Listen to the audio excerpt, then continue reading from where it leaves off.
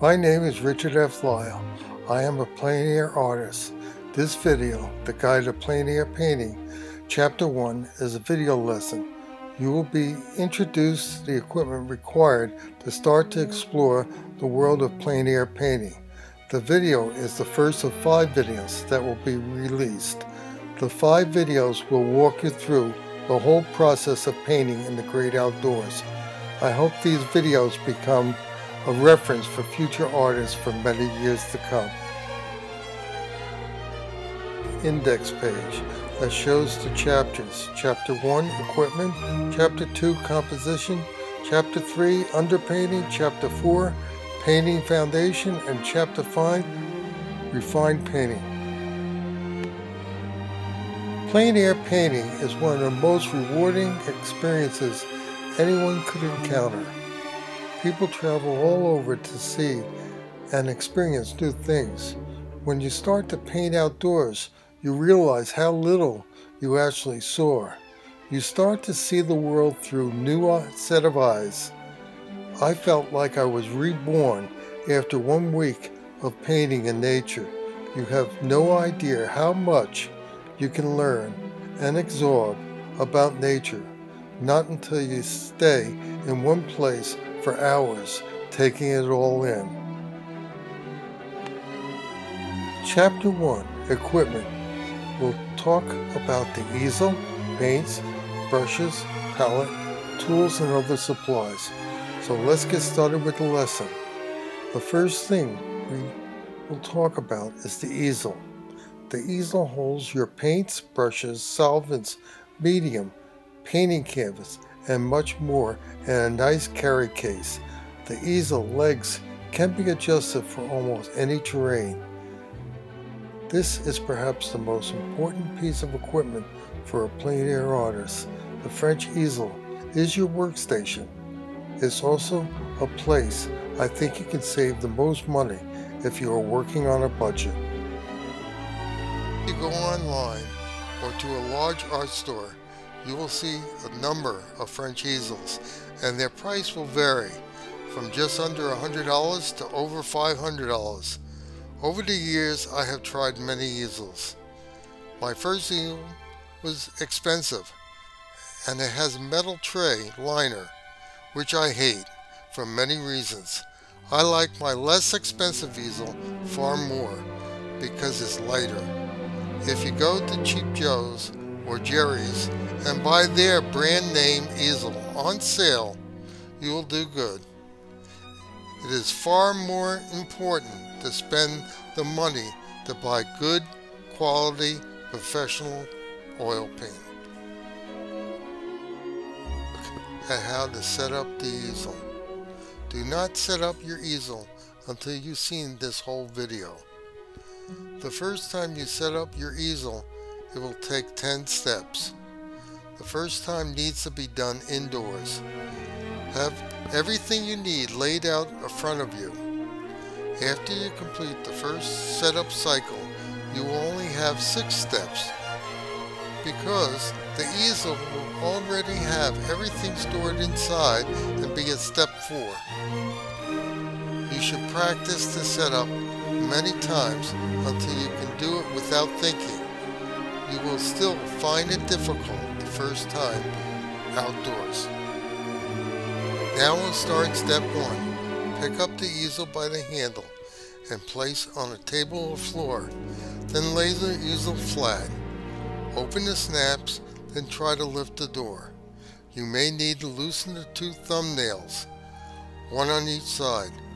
When the door is vertical, tighten the 2 turn knobs to lock into place.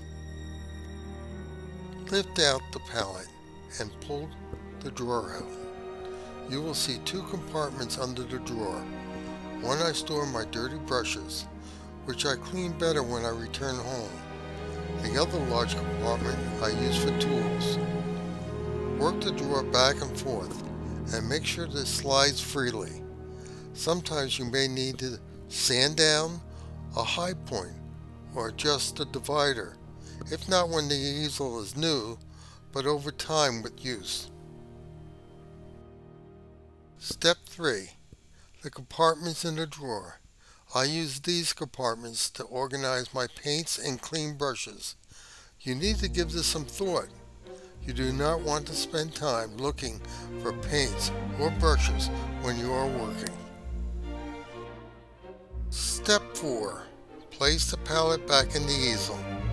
Note, make sure the thumb hole for the palette is at the end with the handle. If you have the palette thumb hole at the other end of the drawer, it may not get locked, and you will have problems when carrying the easel. The drawer may slide open, or small brushes will fall out while you are walking. Loosen the 2 thumbnails on the side supports. Shut the door, lock, tighten, and turn the knobs tight. Walk around and test that nothing falls out. After you run through the full cycle, this is the step that you will start from. The reason being the supplies are already in your easel.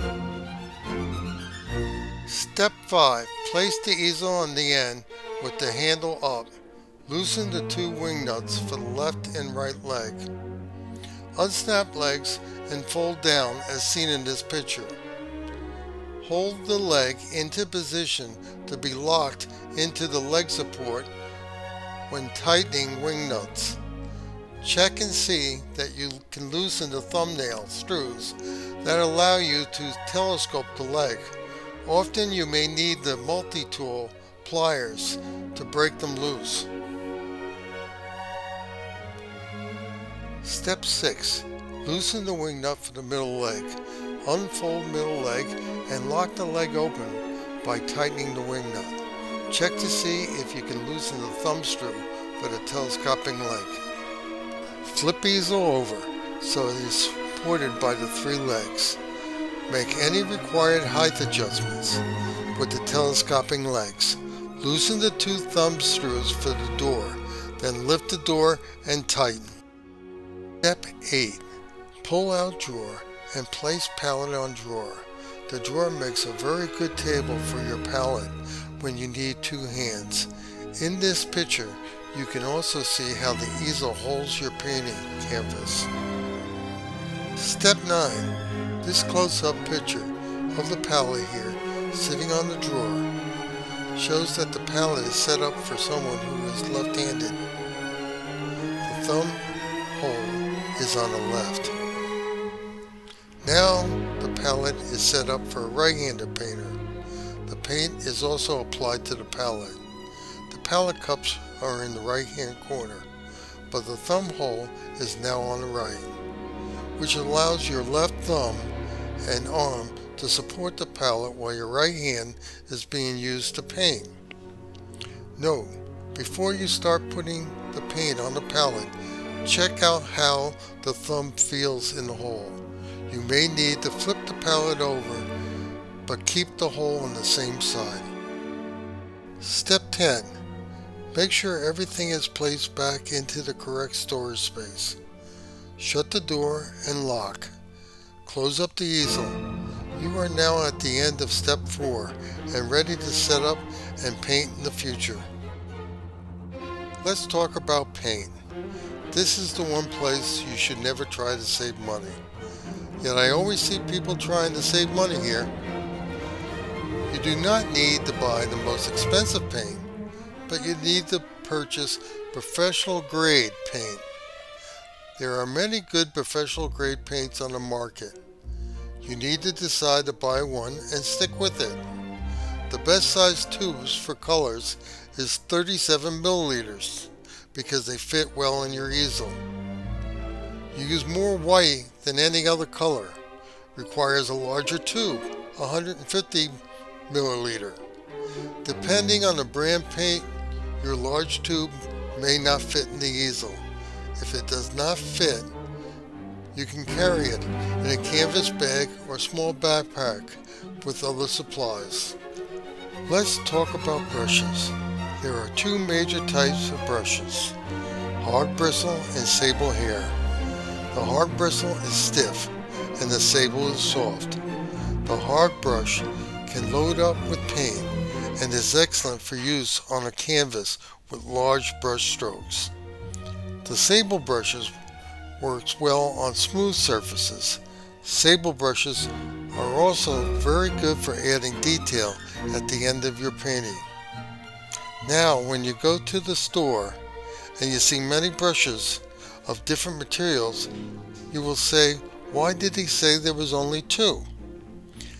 This is because many of them are not made of natural bristles, but their fiber bristles imitate the natural hog or sable brushes. These brushes can be just as good as the natural brush, but at a much lower cost. The only thing you need to know is if the brush is made to work on oil paint. Also, do not need to be afraid to try to save money with brushes. I have purchased very inexpensive brushes that work just as good as any. I have also purchased some that were no good at all. The worst brush you can buy is the one that the bristles fall out. If you've never used a brush before, test it by pulling on the bristles. I do this even on expensive brushes. If some of the bristles come out, just throw the brush into the trash. You never want bristles falling out into your painting. The different brush types. Rounds. These brushes have the bristles come out of a round metal sleeve and come to a rounded end. They load up and hold paint well regardless of the type of bristle. Used for large, bold brush strokes. Pointed rounds. These brushes are made the same as the rounds but come to a point. They can hold paint well but can also be used to add some detail. Flats, pointed, and round. These brushes have bristles that come out of a square sleeve and they come to a point or rounded end. The brush is useful for making both big wide brush strokes and narrow. You can also spin the brush as you stroke and you get a nice random looking brush stroke. Riggers. Long, thin, pointy brush made with soft fiber bristles. Good brush for transferring thumbnail to your canvas. Most of the time, your last brush used for detail and signing of the painting. Be careful not to overuse this brush. Flat square. These brushes and bristles come out of a flat sleeve and come to a square end. They are very good at painting man-made objects and have large square brush strokes. Fantail. Used for special effects. Example, light hitting the patch of grass. This brush is also the most common brush to be overused. Be careful and keep control of the time spent with this brush. Now it's time to set up your palette. You need lots of time thinking about how you're going to set up your palette. Keep your palette simple and organized. My palette of 50 years looks as neat as my newest. The colors should be arranged in an order that makes sense to you. The location of these paints should be like keys of a piano. So let's look up close at my palette. I will start on the right side of my palette, the cool side. White by itself is a very cool color, and I use white more than any other color, so I have a large area for white. Then I have my 3 blues, with Cobalt on my cold blue, Ultramarine blue as my medium blue, and Phthalo as my hot blue. Then my 3 yellows, Hansa Light as my cold yellow, Cadmium Light as my middle yellow, and Cadmium Deep as my warm yellow. You will also see yellow ochre between my yellows and reds. I found yellow ochre to be a modifier. If I have a color that I mixed that is close to the correct color, but does not look natural or something wrong with it. I just modify with a little yellow ochre. The three reds are Rose Madder as my cold red, Cadmium Red Deep as my medium red, and Cadmium Red Light as my hot red. That all my paints are aligned across the top, with the bottom 2/3 of the palette being used for mixing colors. I think it's very important to keep your clean paints out of the tube along the top of the palette. If you were to have them someplace else, they would get dirty when colors you are mixing run into them. Let's talk about tools. There are a few other useful tools you should have in your easel. Notice that this picture for the tools, I also have brushes. I did this because the brushes need to be thought as tools. The brushes are the tools of an artist. The first tool I will talk about is your palette knife. Everyone should have one palette knife in their easel. You need to move the paints around the palette. Example, you should use the knife to move small amounts of paint from the top row to the mixing area. This will help keep the colors from the tubes clean. The knife is also used to remove any skins that form on the paints over time. You will need 2 cups, one for your medium, the other for the solvent. I like to use a small cup for the medium and a larger cup for the solvent. I keep the small medium cup further away from the mixing area. You need to keep your medium clean. You can use 2 cups the same size, but don't use the double cup. You will waste medium because every time you need to dump the solvent and replace with clean, you will dump the medium too. Also, the 2 cups are too close together and you will splash into the medium when cleaning your brushes. The multi-tool. This is a great tool. You can use to open paint tubes, which the cap would not come off with your hand. The tool can also be used for repairs to your easel and remove hardened paint off your palette. This is just a few useful things this tool does well. You need to bring some other supplies that don't fit into your easel. Most of the time I carry these supplies in a canvas bag. If I'm going to a hike to a place, I will use a small backpack. So here are a few of the important things you may want to bring or keep nearby. Mineral spirits, which I purchase in the hardware store as my solvent. Linseed oil, I also purchase from a hardware store. Linseed oil is what I use for the medium mixture, which is 50% solvent and 50% linseed oil. You need 2 small bottles that do not have the same markings or different colors. One for solvent, the other for mixed medium. You bring these small bottles with you and leave the large cans someplace else close by. Sketch pad for your thumbnail drawing, pencils and eraser, paper towels used to wipe clean your brushes, large hat to keep the sun out of your eyes, gloves.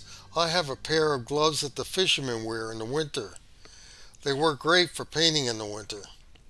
Sunscreen and bug spray. A funnel to pour the solvent into the small bottle. One more important thing, your painting surface. I would recommend you start with pre-stretched primed canvases. The canvas has a good tooth, and with hard bristle brushes you will learn quickly how to apply paint to the canvas. You can also stretch your own canvas, but this is an art in itself. You need to purchase a canvas, wood, stretchers, special pliers, and a staple gun. At a later date, I will make a video just for stretching canvases. Another good painting surface used by many plein air painters is hardboard or wooden panels. I would not start with hardboard because many brands are primed with a very smooth surface. The smooth surface is very hard to learn how to paint on. I like to buy unprimed hardboard and put 2 coats of gesso on it, one with a roller and the second with a brush. In this picture, you can see someone painting gesso onto a hardboard panel. I will tell you to stay away from student board or canvas board. It's not a long-lasting surface. The board material bends over time. Most galleries will not take a painting on student board. You can tell that it's student board by the label on the back side.